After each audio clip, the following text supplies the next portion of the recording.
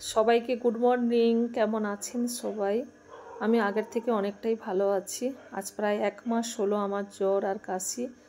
জ্বরটা ভালো হয়ে গেছে, কিন্তু এখনও কাশিটা আছে।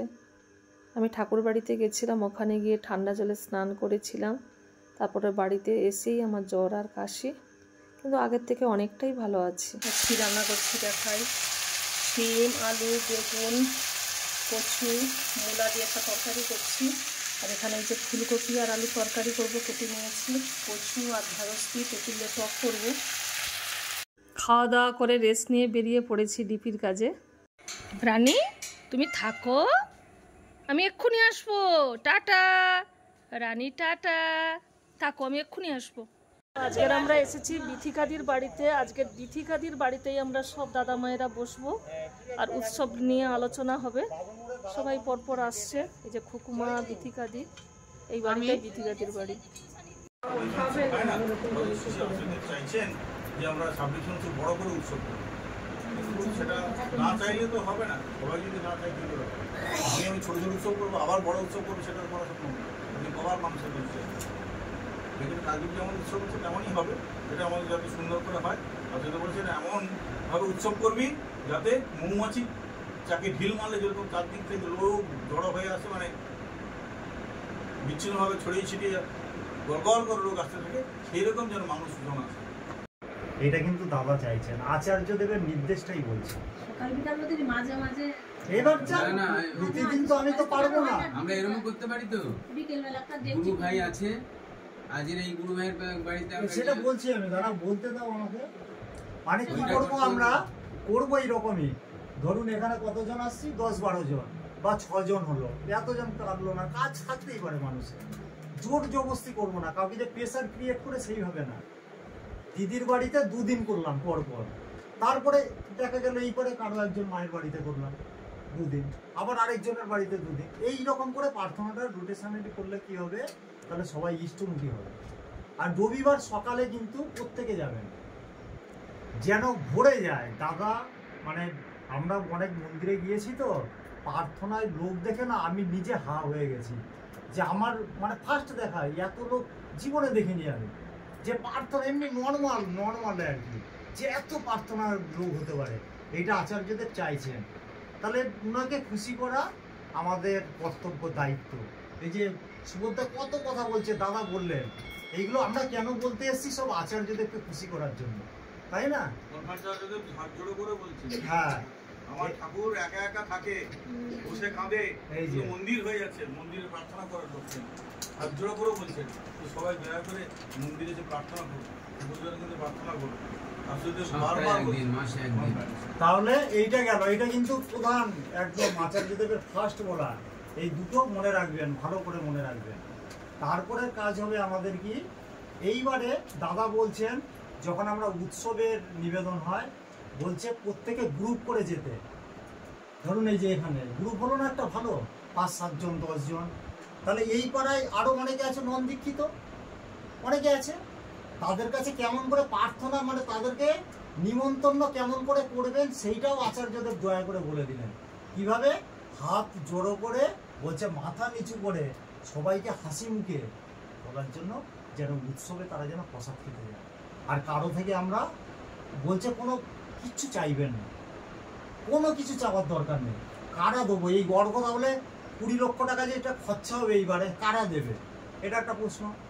যারা গুরু ভাইরা নিয়মিত ইষ্টভীতি করছে আমরা দেবো। আর কেউ যদি খুশি মনে, দেখা গেল অনেকে কারো বাড়িতে গেলাম, গিয়ে উনি খুশি মনে দিতেই পারে, যে খুশি মনে দেবে চাইবো না, সেটা আমরা গ্রহণ করে নেব। আচার্যদেব এইটাও বলছে, কেউ যদি তার প্রভুকে দেবে, তো আমাকে তো দিচ্ছে না, না সে ঠাকুরকে দেবে, সে যদি 50 টাকাও দেয়, বলে একদম মাথা নিচু করে 2 হাত পেতে নেবেন, সে কিন্তু ঠাকুরকে দিচ্ছে। এই দিকে আমাদের একটু খেয়াল রাখতে হবে। আর গ্রুপে কাজ করব সবাই মিলে। যখনই এই গোটা পাড়া নিমন্ত্রণ করতে যাব, বা ওপারে যাব, স্টেশনের ওপারে, বা ওই যে দক্ষিণ গোবিন্দপুরে যাব, তখন এরকম গ্রুপ চলে যাব। এতে কি হবে, এফেক্ট করবে।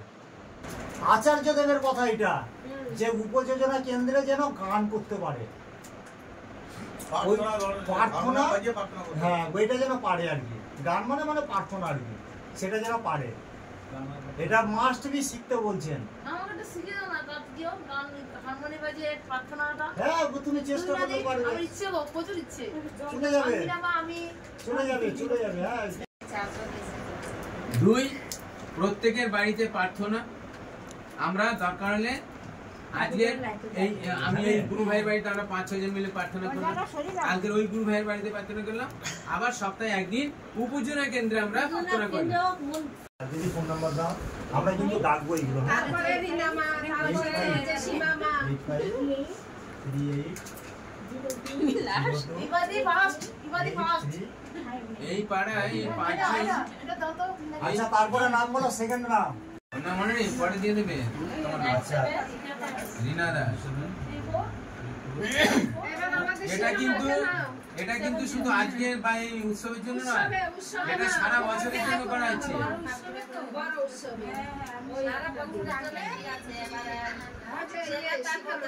আজকের এই বিথিকা মায়ের বাড়িতে আমরা সবাই মিলে প্রার্থনা করব।